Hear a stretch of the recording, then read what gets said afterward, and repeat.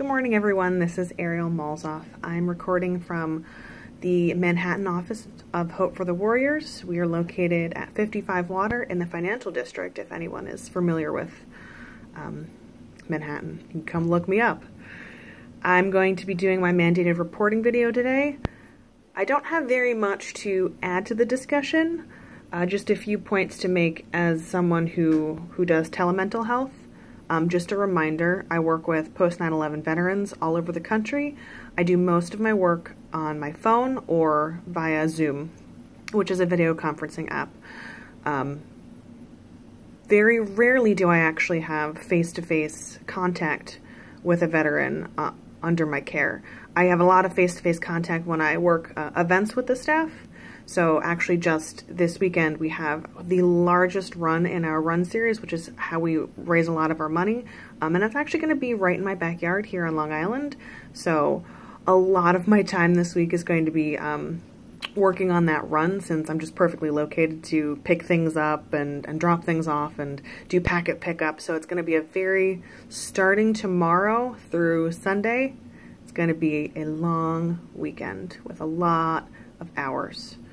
Not all of them I'll get credit for, but hey, I like the learning experience and I'm trying to ingratiate myself so they'll hire me, so it'll be fun. So mandated reporting. As a telemental health professional, I am subject to the laws of New York because that's where I'm located, but there's nothing out of the ordinary. So just a few tidbits to add as someone who is not actually sitting face-to-face with my clients. The first thing that I do, and I'm not the most direct human being, which I think is a current failing as the social worker and something that I am working on in various ways. That's actually a really good thing. It wasn't going to be my question, but if you guys have any tips, activities, ways that you became more, not confrontational, assertive I think is a better word, getting better at asking the hard questions and asking the direct questions. But in my own way, I make sure that every time I make contact with a veteran, whether I suspect suicidal ideation or child abuse or neglect, I always make sure that I double check their emergency contact, because I mean that's something very easy to drop into conversation. You know, I'm looking at their application online, I see that a few things are missing. Would I be able to get an emergency contact for you? And that's a really great way of starting the conversation about their social support network. I actually had this conversation with a veteran last night. In the end, I did not report.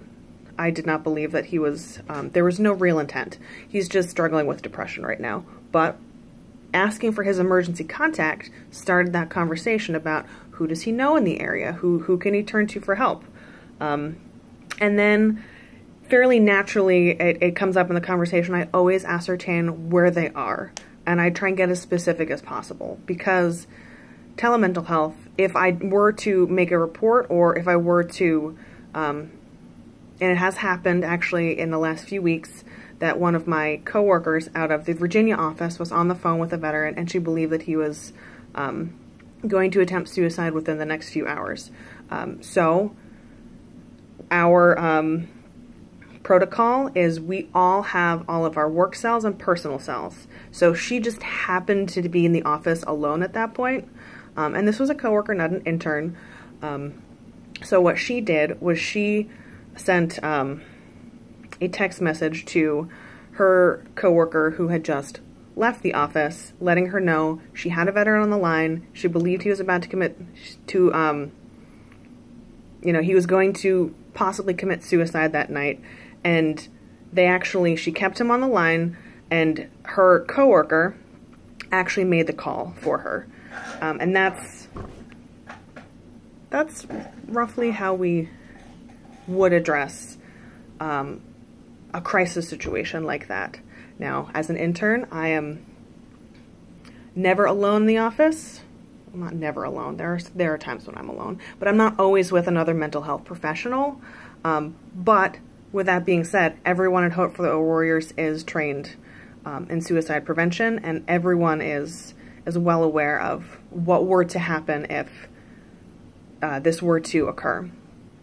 I'm at time, but I did have a question for you guys. It does not have to do with mandated reporting. I apologize. But like I said, I don't feel like I have very much to add to this conversation.